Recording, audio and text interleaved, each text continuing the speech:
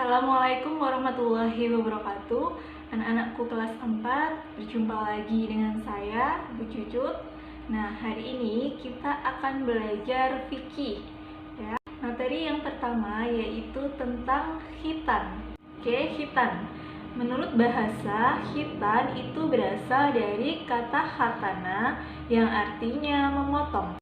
Kemudian, menurut istilah, khitan itu adalah membuka atau memotong kulit atau khuluf yang menutupi ujung kemaluan laki-laki. Nah, tujuannya apa?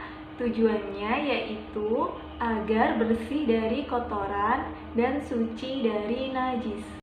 Nah, Islam sendiri itu mengajarkan kepada umatnya untuk menjaga kebersihan, baik itu kebersihan lahir dan kebersihan batin, yaitu salah satunya dengan khitan ini. Nah, kenapa ya Islam itu menganjurkan kepada umatnya untuk menjaga kebersihan lahir maupun batin, salah satunya dengan khitan ini? Nah, itu karena jika anak laki-laki itu tidak dikhitan, maka ketika buang air kecil itu kotoran air seni itu akan berkumpul di ujung kemaluan atau khuluf tadi. Nah, sedangkan air seni itu adalah najis. Dan jika itu najis, walaupun ketika akan sholat itu sudah wudhu, tetap ya wudhu dan sholatnya tetap tidak sah. Jadi, anak laki-laki itu harus dikhitan agar apa? Agar air seni yang najis tadi itu tidak berkumpul di ujung kulit kemaluan atau khuluf tadi. Nah, kemudian anak-anak, Nabi Muhammad itu juga mengajarkan kepada umatnya untuk berkhitan dan menjaga kebersihan. Kemudian, menurut ahli kesehatan itu sendiri, ujung kulit kemaluan laki-laki yang tidak dipotong itu akan menjadi sarang penyakit. Sehingga melalui khitan itu kita bisa menghindarkan diri dari najis dan penyakit kelamin.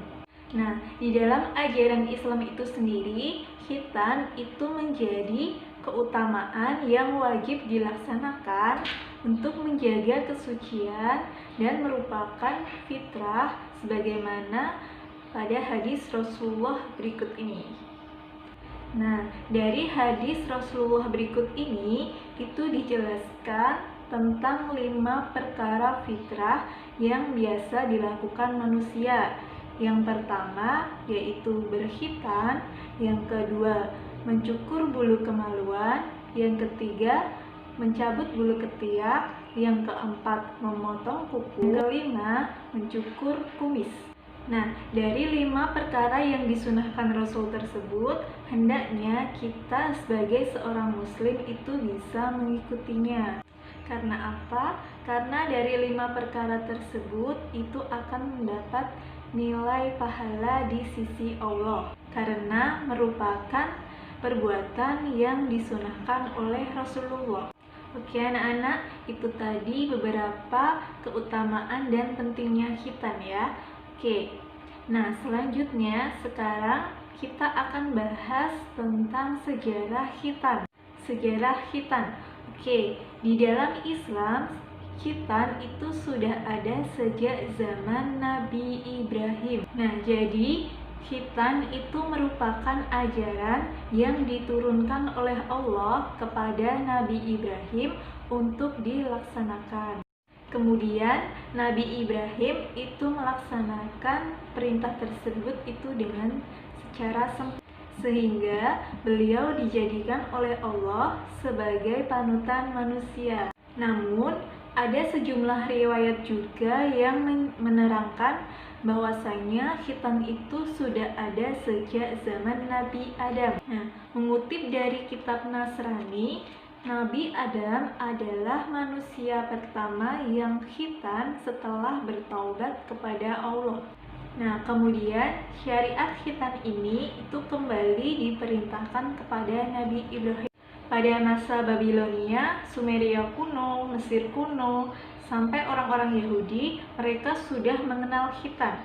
dan khitan ini sudah menjadi tradisi bagi mereka. Nah, jadi tidak hanya dalam kepercayaan Islam saja ya, di dalam kitab Nasrani, kitab Zabur pun juga mengajarkan umatnya untuk berkhitan. Nah, pada masa bangsa Arab jahiliyah sebelum datangnya agama Islam, itu mereka juga sudah terbiasa melakukan khitan.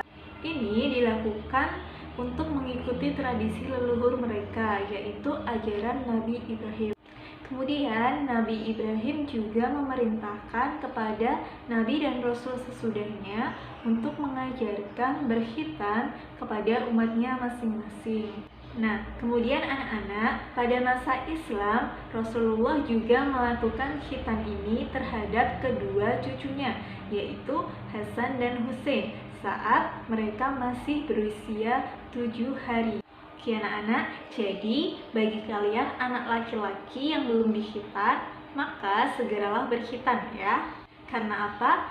Seperti yang Bu Guru jelaskan tadi, bahwasanya khitan adalah perkara yang disunahkan oleh Rasul.